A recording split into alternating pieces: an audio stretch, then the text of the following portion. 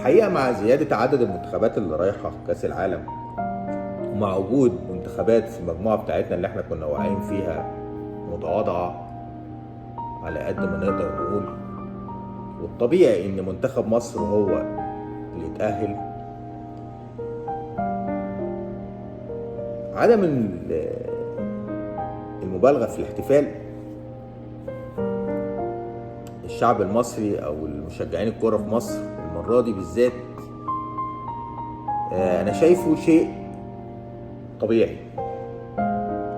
شيء جميل في نفس الوقت، يعني طبيعي وشيء جميل. يعني اللي احنا شفناه من اللعيبة ومن الجهاز ومن من شعب مصر امبارح لما المنتخب رسمي يتأهل، غير اللي احنا شفناه المرة الثالثة لما منتخب مصر تأهل بعد غياب فترة طويلة. ده بيرجع لعدة أسباب وعوامل، أهمها إن احنا السنة دي أو المرة دي حاسين إن الموضوع مفهوش صعوبة.